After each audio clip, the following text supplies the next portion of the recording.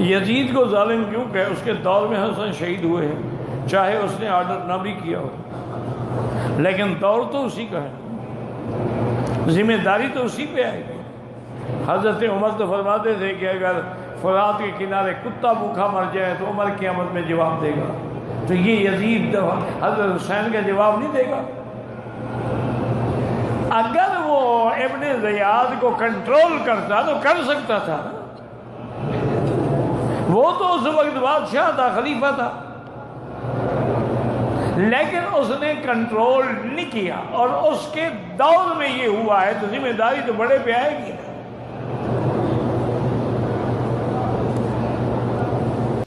ہاں، یزید کو کچھ لوگ کافر، ظالم، فاجر اور دنیا جہان کی گالیاں دیتے ہیں، اس کو کافر کہتے ہیں۔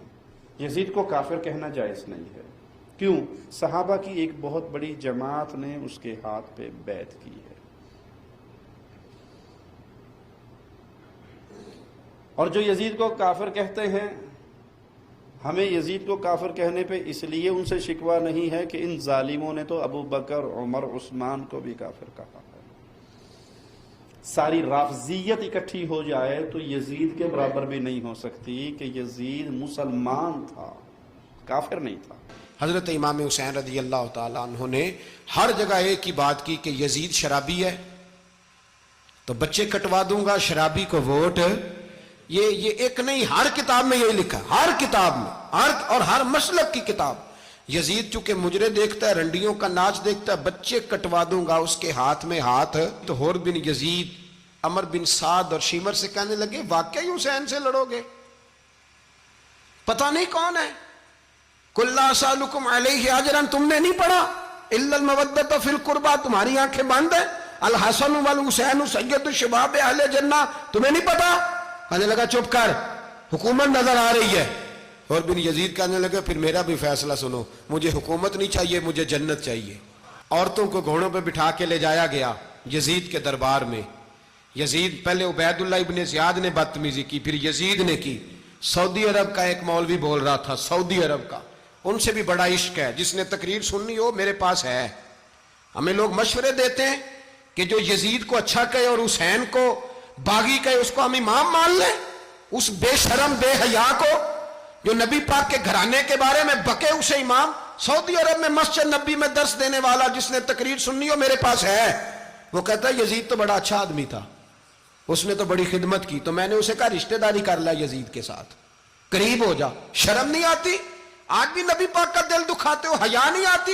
سنو، یہ سب قتل کر دیے گئے تھے، شمر، ابن زیاد، خلی، یہ سب کے سب لانتی قتل کر دیے گئے۔ اقبال کہتا ہے شمر مٹ گیا، یزید مٹ گیا، خلی مٹ گیا، حسین کو قتل کرنے والے مٹ گئے، لیکن سنو سارے مٹ گئے، یزید مٹ گیا، یزید کا نام و نشان مٹ گیا، یزید کا تشخص مٹ گیا۔ فرماتے ہیں میرا حسین کل بھی زندہ تھا، میرا حسین آج بھی زندہ ہے، اور میرا حسین قیامت تک زندہ رہے گا۔ اس لیے تو میرے نبی علیہ السلام نے فرمایا کہ میں تمہیں اپنے اہل بیت کے بارے میں اللہ سے ڈراتا ہوں، اہل بیت کے دشمن نہ بن جانا، اگر دشمن بن گئے تو یاد رکھنا دنیا میں ہی تم عذاب میں مبتلا کر دیے جاؤ۔ امام حسین نے جب پیشانی سجدے میں رکھی تو آخری لفظ یہ تھے اللہم رضن بقضائک وصبرن علی بلائک تسلیما لامرک سبحان ربی العالی۔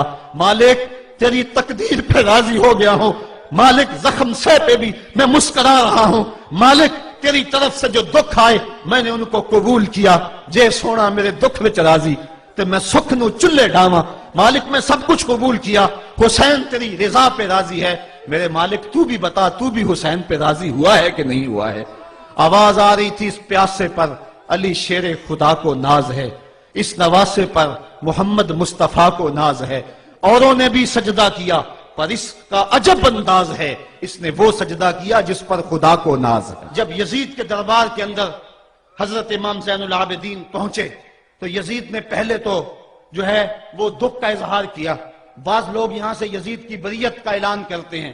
یہاں کسی نے بڑی خوبصورت بات کہی کہ قاتل کی پشیمانی مقتول کی اہمیت کو تو بڑھا سکتی ہے لیکن اس کے دامن سے قتل کے داغ کو نہیں دھو سکتی.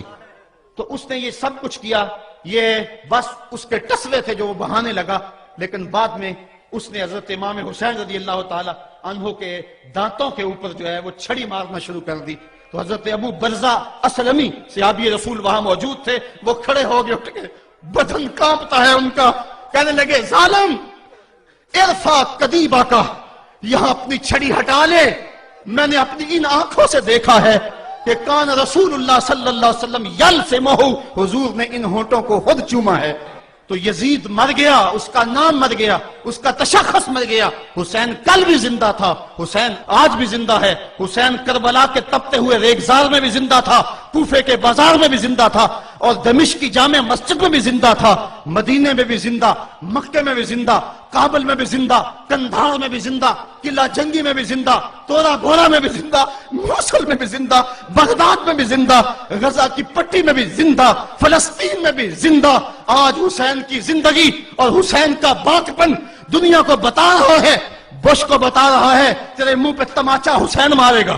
زمانہ بتائے گا کہ حسین کل بھی زندہ تھا، حسین آج بھی زندہ ہے. حضرت مفتی تقی عثمانی صاحب کی تحقیق یہ ہے کہ یزید کے بارے میں مستند روایات سے ثابت نہیں ہے کہ وہ حضرت حسین کے قتل میں شریک تھا. اچھا یہ بتائیں، آپ یزید کو قاتل حسین رضی اللہ عنہ سمجھتے ہیں نا؟ اول ہے پھر ہوتی مڑ جڑ کے چھڑ دو. سنی شیعہ کمیونٹی میں آلریڈی زوال کر چکا ہوں. ویسے ایک بات کرتا ہوں نا، یعنی میں یہ یزید کو قتل حسین میں مجرم سمجھتا ہوں.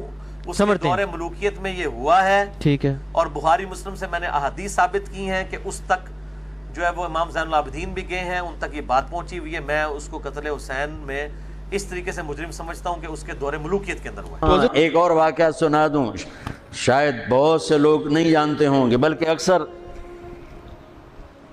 یزید 39 سال کی عمر میں مر گیا. اس کا بیٹا بھرپور جوان 19-20 سال کی عمر میں 3 بر اعظم کی خلافت پر بیٹھا. 3 بر اعظم کی خلافت پر، 3 بر اعظم کی خلافت. عمر کتنی؟ 18-19 سال. جوانی، پاگل پن، بے ہوشی. 40 دن حکومت کی، 40 دن. 41ویں دن اپنے سارے خاندان بنو امیہ کو اکٹھا کیا اور آ کر ممبر پہ یوں بیٹھا، کہنے لگا آج ایک بات کرنی ہے تم سے. ان کو پتہ نہیں کیا اعلان کر رہا ہے. کہ دیکھو میرا باپ ظالم تھا، جبار تھا، ظالم تھا. اس نے تخت کی خاطر اہل البیت کا خون بہایا، اور وہ تخت جس کے نیچے اہل البیت کا خون ہو اور جس تخت کے نیچے حسین کا خون ہو، میں اس تخت پہ لعنت بھیجتا ہوں. یہ ہے تمہاری حکومت، جس کو مرضی دے دو، میں یہ جا رہا ہوں. 3 بر اعظم کی باپ کی حکومت کو لات مار دی کہ اس کے نیچے حسین کا خون ہے. مجھے